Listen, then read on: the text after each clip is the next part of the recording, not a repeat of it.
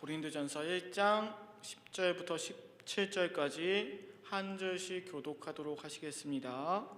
형제들아, 내가 우리 주 예수 그리스도의 이름으로 너희를 권하노니 모두가 같은 말을 하고 너희 가운데 분쟁이 없이 같은 마음과 같은 뜻으로 온전히 합하라.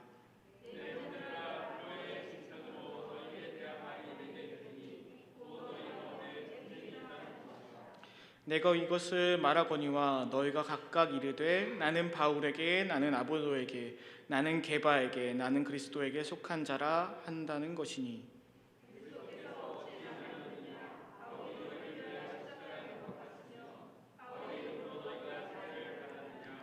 나는 그리스도와 가이오 외에는 너희 중 아무에게도 내가 세례를 베푸지 아니한 것을 감사하노니,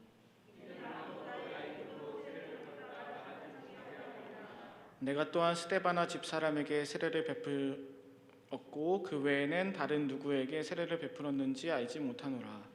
그리스도께서 나를 보내심은 세례를 베풀게 하려 하심이 아니요 오직 복음을 전하게 하려 하심이로되, 말의 지혜로 하지 아니함은 그리스도의 십자가가 헛되지 않게 하려 함이라. 아멘. 영화에는 많은 장르가 있습니다. 제가 잘 안 보던 장르가 몇 가지 있는데요. 하나가 히어로 영화입니다. 유치해서 안 봐요. 결말 뻔해서 유치해서 안 봐요. 잘 안 보는데 몇 년 전에 어벤져스 3를 보고 히어로 영화 볼만하다라고 느꼈습니다. 그래서 어벤져스 3를 보고 그 마블 그 스튜디오에 있는 영화를 날 잡아서 다 봤습니다. 너무 재밌게 다 봤어요. 순서대로 다 봤어요. 그 중에서 가장 재밌던 영화가 그겁니다. 시빌 워입니다. 제목이 말해주듯이 왜 재밌었냐면 히어로들이 싸우거든요. 아이언맨, 헐크, 캡틴 아메리카, 스파이더맨, 많은 히어로들이 있잖아요. 각각 분명 영화에서 아이언맨 1, 2, 3에서는 아이언맨이 주인공이에요. 선이죠. 빌런은 바뀌어요. 악이에요. 선이 무조건 악을 이기고, 누가 이 영화를 봐도 대부분 이 선을 응원해요. 근데 이런 아이언맨, 헐크도, 캡틴 아메리카도, 스파이더맨도 다 그 개별 독립 단편 영화에서는 얘들이 주인공이에요. 엄청난 선이죠. 근데 얘네를 다 모아놓은 영화가 11호거든요. 11호인데 보세요. 제로인데 빌런이 마이너스로 할게요. 그러면 균형이 깨지니까 히어로 플러스가 왔어요. 그럼 제로가 다시 맞겠죠. 그러면 빌런이 없고 히어로 플러스, 여기 또 플러스. 왠지 히어로들이 모이면 우주 평화가 엄청 이루어질 것 같잖아요. 근데 그렇지 않아요. 11호에서는 이 많은 히어로들이 자기들끼리 싸워요. 빌런이 없는데도요. 그렇게 중요한 사건도 아니고 지구 종말 오는 그런 이유도 아니고 스포가 되기 때문에 말씀 못 드리겠지만 정말 별거 아닐 수 있는 일인데 그거 하나로 싸워요. 그 각각 영화에선 선이었던 존재들이 모이면 더 큰 선이 아니라 싸움을 한다는 거죠. 자, 교회도 마찬가지죠. 성도들이 모인 곳이 교회입니다. 성도들이 모이면 왠지 엄청 선하고 좋은 일만 가득할 것 같아요. 근데 아닙니다. 야, 너는 어떻게 기독교인인데 그럴 수 있냐? 야, 무슨 교회가 저러냐? 엄청 많이 들어요. 저는 고등학교 1학년 때부터 매년 친구들한테 질문 엄청 받았어요. 무슨 교회가 이래? 무슨 교회가 이러냐고요. 자, 오늘 본문은 고린도전서입니다. 고린도라는 도시에 교회가 세워졌습니다. 이 사람 한 사람 역량이 정말 대단했을 거예요. 왜냐하면 우리가 지난번에 살펴본 1장 5절에서 8절을 보면 바울이 엄청나게 칭찬하거든요. 모든 언변에, 또 모든 지식에 너희가 풍족하구나. 모든 은사가 부족한 게 없구나. 너희가 좀 딸리는구나가 아니에요. 너희가 모든 은사가 정말 부족함이 없구나. 언변과 지식이 풍족하구나. 엄청 선하고 좋은 사람들이구나. 그런데 이렇게 엄청난 선함이 나올 것만 같은 이 고린도 교회에 싸움이 생겼어요. 파벌 싸움이 생겼습니다. 10절인데요. 제가 읽어드릴게요. 형제들아, 내가 우리 주 예수 그리스도의 이름으로 너희를 권하노니 모두가 같은 말을 하고 너희 가운데 분쟁이 없이 같은 마음과 같은 뜻으로 온전히 합하라. 11절도 이어 읽겠습니다. 내 형제들아, 그도의 지편으로 너희에 대한 말이 내게 들리니 곧 너희 가운데 분쟁이 있다는 것이라. 자, 10절, 11절 둘 다 분쟁이라고 한국어가 있는데 이게 원어상으로는 달라요. 10절의 분쟁은 원어상으로는 약간 찢는 거예요. 오짓은 막 찢는 거 있잖아요. 이런 분쟁에 가깝고요. 분열한다는 게 가깝고요. 11절은 다투는 거예요. 싸우는 거예요. 그러니까 이런 분쟁이 있어서 이런 분열이 되면서 싸움과 다툼이 일어났다는 거예요. 그러니까 바울이 오늘 얘기하는 거죠. 너네 근데 왜 얘네가 싸웠을까요? 모든 언변과 모든 지식에 풍족하고 또 모든 은사가 부족할 게 없대요. 근데 왜 싸웠을까요? 이 선한 사람들이. 12절입니다. 제가 읽을게요. 내가 이것을 말하거니와 너희가 각각 이르되 나는 바울에게, 나는 아볼로에게, 나는 게바에게, 나는 그리스도에게 속한 자라 한다는 것이니. 9절까지 고린도전서 1장 1절에서 9절까지 그토록 바울에게 좋은 이야기만 듣고 충분히 건강한 것만 같았던 이 고린도 교회, 왜 싸우냐고요? 파벌이 생겼어요. 파벌이. 자기들끼리 분열하기 시작했어요. 이 당시 고린도의 분위기가 어떤 분위기냐면요, 스승 한 명이 있으면 여러 명의 제자들이 우리 스승님 하면서 따라붙는 분위기예요. 여기 또 다른 스승이 제자들이 붙어요. 그러니까 이 스승을 두고 스승들은 나름의 논박을 하는데 세련되게, 하지만 제자들은 거침없이 싸우던 시대예요. 고린도라는 도시가요. 그래서 신도 그렇게 생겼어요. 그냥 스승뿐만 아니라 신도 나는 아프로디테에게 속한 자요, 저기서는 나는 데메텔에게 속한 자요. 신을 두고도 이렇게 싸워요. 화합이라는 게 좀 없었습니다. 그게 아직도 고린도에 가면은 그 종교 상징물에 적혀 있다 그래요. 자, 이런 분위기 속에 있는 고린도 교회 역시 물이 들었습니다. 나는 바울, 나는 아볼로, 나는 베드로, 게바가 베드로죠. 나는 베드로, 나는 그리스도. 회심하고 세례를 받은 고린도 교회 사람들이 메시아이신 예수 그리스도가 아니라 메시아의 종들, 바울, 아볼로, 게바라는 메시아의 종들을 추종하고 있어요. 예수님이 아니라 예수님을 알려준 사람들 추종하는 거죠. 쉽게 말해서 영적 리더가 우상화됐어요. 오늘날도 영적 리더가 우상화될 때가 많죠. 말씀의 권위를, 하나님의 말씀이 높은 건데 그 권위를 자기가 떼어가려고 하죠. 혹은 이렇게 고린도 교인들처럼 자신만의 우상을 만들려고 하죠. 우리 목사님, 우리 리더님, 절대화를 시켜버려요. 호가호이라는 말이 있죠. 여우가 있는데 뒤에 호랑이가 있는 거거든요. 여우는 힘이 없는데 뒤에 호랑이가 힘이 있는 거예요. 근데 하나님이라는 거룩한 말씀을 받은 사람들이 그렇게 시작을 했지만 나중에 그 말씀의 권위를 내가 떼가려고 하죠. 사람들이 오 해주고 아니 본인이 오 하거든요. 자, 이렇게 우상화가 됐을 때 이런 고린도 교인들 어떻게 행동합니까? 자, 자신의 말만을 주장해요. 각자 저마다의 구호만 외쳐요. 바울, 바울, 아볼로, 아볼로, 베드로, 베드로. 각자 저마다의 구호를 외치는 건 각자 저마다의 교회를 외치는 거예요. 바울의 교회, 바울이 세운 교회가 진짜 교회야. 아볼로가 세운 교회가 진짜 교회야. 어느 목사님이 세운 교회가 진짜 교회야. 어느 리더가 있는 곳이 진짜 좋은 모임이야. 분열이 무엇을 일으킨다? 아까 11절에서 살펴봤죠. 이러한 분열 지음이 다툼이라는 분쟁을 또 일으킵니다. 바울이 이렇게 말해요. 10절인데요. 다시 읽어드릴게요. 형제들아, 내가 우리 주 예수 그리스도 이름으로 너희를 권하노니 모두가 같은 말을 하고 너희 가운데 분쟁이 없이 같은 마음과 같은 뜻으로 온전히 합하라. 10절, 11절에 바울이 뭐라 하는지 아세요? 막 자신을 우상화하는 그 고린도 사람의 일부 사람들에게 바울 하는 사람에게 바울은 뭐라 하는지 아세요? 형제들아. 10절에서 11절은 또 형제들아라 그래요. 형제들아. 바울은 철저히 형제로서 얘기하고 싶어요. 야, 우리 모두 형제야. 아볼로도 베드로도 나도 너희도 다 형제라고. 그리고 이어 말을 하죠. 얘들아, 우리가 좀 같은 말을 해보자. 뒤에 있는 표현, 우리가 좀 같은 마음을 갖자. 같은 뜻을 좀 갖자. 오늘날 교회 내 다툼이 일어나는 이유가 여러 가지일 텐데요. 조심스럽게 하나를 말씀드리면 오해가 생기거나 혹은 그러한 다툼 속에 싸움이 생기는 거. 자꾸 다른 말이 생기거든요. 같은 말이 안 이루어질 때, 다른 말이 생길 때 싸움이 생기더라고요. 내 마음대로 저 사람의 말을 해석하려고 그러고, 이미 판단해서 이럴 거야 라고 마음대로 판단하죠. 그러니까 그 같은 말이 안 이루어져요. 같은 말이 안 이루어지니 전달이 안 되니까 같은 마음이 안 되고 같은 뜻이 쓸 수가 없어요. 하나님의 뜻을 이루기 위해 모인 우리는 같은 뜻을 가져야 합니다. 같은 말을 해야 합니다. 우리는 하나의 올바른 복음만을 전해야 합니다. 지식과 구변, 언변에 뛰어나고 은사도 부족함이 없었던 고린도 교회, 이 사람들의 이 풍성함, 이 장점들이 오히려 오늘 분열과 다툼을 일으키는 원인이 됐어요. 정말 멋진 사역자들, 그쵸? 와, 바울, 아볼로, 베드로, 와, 한 명이라도 배워보면 얼마나 좋을까요?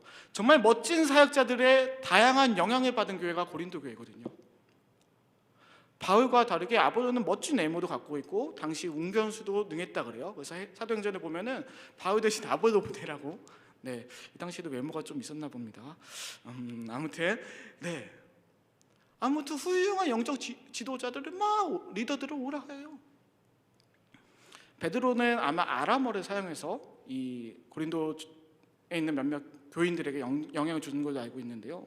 여튼 이렇게 많은 훌륭한 지도자들의 풍성한 교육, 좋죠.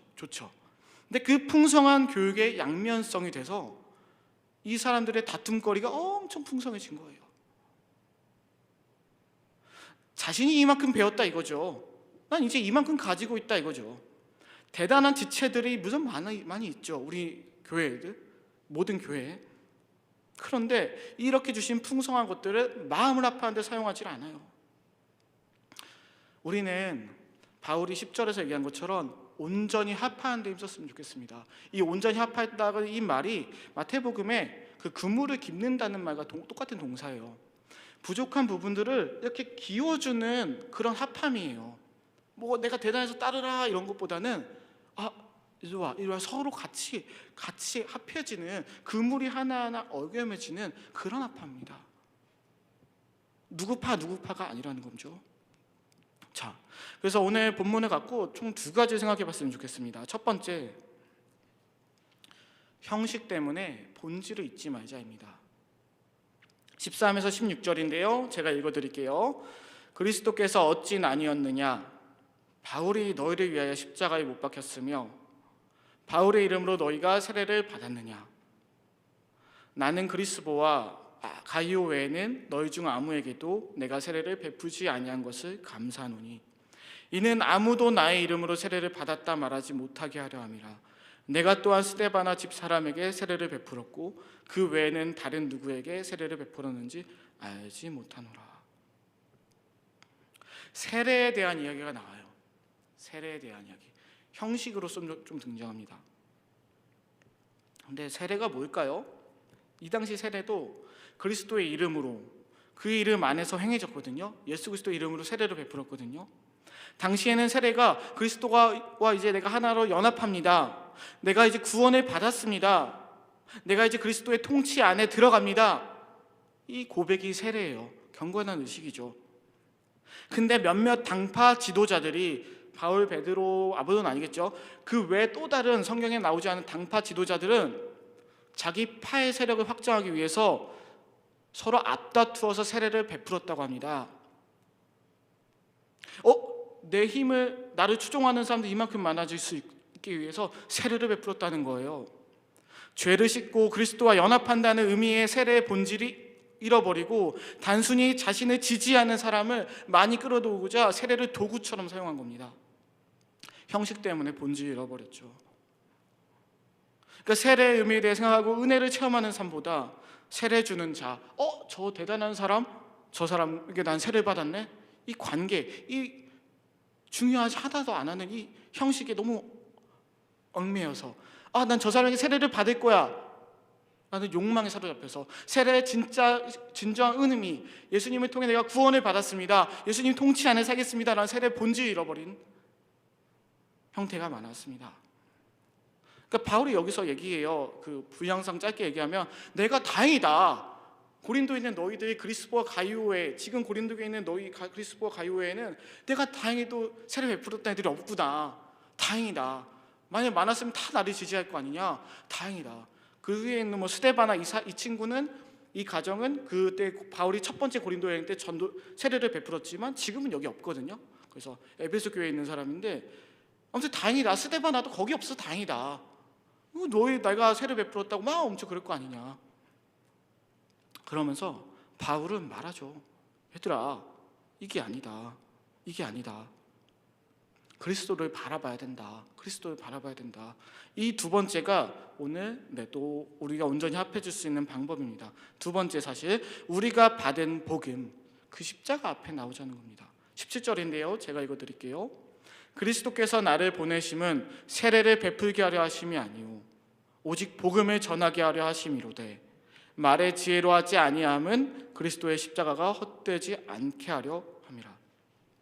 바울은 뭐라 하죠? 물론 바울은 세례를 중요하게 생각합니다. 로마서나 다른 곳을 봐도 세례를 중요하게 생각하지만 적어도 이 본문에서만큼은 얘들아, 세례 그 형식이 중요한 게 아니야. 복음이 중요한 거야. 나는 세례 주려고 너희 만난 거 아니고 나는 복음 전하려고 너희 만난 거야. 그래서 뭐라 하나요? 말의 지혜로 하지 않으면 그리스도의 십자가가 헛되지 않게 하기 위함이다 그래요. 자, 명절이었죠 이번 주. 그 명절 보면은 참 제가 감사한 것 같은데, 이번에는 제가 뉴스를 못 봤는데 예전에는 명절 되면은 뭐 형제간의 우애가 좋지 않아서 이제 다툼 혹은 살인 사건들이 많이 나곤 했었습니다. 갈등이 심하죠. 이제 실제로, 그리고 뭐 표현 안 하고 말도 안 하지만 이제 가족들 간에, 친척들 간에 사이가 안 좋은 집안도 여전히 많이 있습니다. 네, 기도해야겠죠. 근데 이런 경우가 있더라고요. 형제들이 연을 끊고 거기 사는데 유일하게 모이는 날이 있어요. 언제일까요? 부모님 중 한 분이 돌아가시면 그때 모이더라고요. 아무리 저 형제와 연을 끊었다 해도 자신의 어머니나 아버지가 돌아가시면 그 장례식장에선 다 모이더라고요. 바울이 말하는 게 이거예요. 십자가를 헛되게 하지 말라고. 그리스도의 죽음 앞에서 지금 그 다툼이 무슨 의미가 있냐는 거예요. 그리스도의 죽음 앞에서 그 자존심을 내려놓으라는 거예요. 예수님께서 죽으면서 그 피로 세운 이 교회를 항해하는 말씀, 정말 이 공동체, 이 교회를 사랑한다는 그 예수님을 바라보는 거예요. 재밌어요. 이렇게 조언하는 바울도 전도 여행 때 바나바와 다퉜어요. 어떻게 보면 큰 일이 아닐 수 있어요. 우리가 이게 뭐 저 사람 한 사람 데려가냐 마냐 이거 갖고 싸우냐, 심히 다투었다 나와요. 어떻게 다투었는지 모르지만 바울조차도 그런 사람입니다. 좋아 보이는 영적 리더조차도 그런 사람이에요. 바울도 날마다 죽기를 원한다고 하잖아요. 날마다 십자가 안에서, 그리스도 안에서 죽기를 원한다 하잖아요. 그게 언변 뛰어나고 지식이 많고 은사가 부족함이 없어 보이는 고린도 교회도 가져야 될 마음이었던 거예요. 바울은 이렇게 말하죠. 세례 주려고 너희한테 보내심 받은 거 아니다. 복음 전하려고 너희한테 지금 나는 온 거다. 복음을 전파하는 것이 교회의 정체성이다. 세례를 도구 삼아서 자신의 자신의 지지자, 인간적인 그러한 방법으로 자신의 정치적인 욕구를 이용하려는 그런 어리석은 일을 버려라. 우리는 복음을 위해서 부름받은 거다. 십자가를 헛되게 하지 말라라고요. 헛되니, 그렇죠. 헛되니라는 뜻도 원어상 해설을 봤는데 재밌어요. 이름만 남고 내용은 없는 상태. 세례라는 이름만 남고 세례의 본질이 없는, 구원의 은혜와 감격, 그리스도 통치 안에 가겠다는 고백이 없는, 야욕과 욕망으로 얼룩진 세례만 남을 수밖에 없다는 거죠. 그게 헛되다는 거예요. 그렇게 되는 게 십자가 참 헛되다는 거죠. 아무런 십자가의 능력도 안 나타나겠죠. 모양은 있으나 능력은 없겠죠.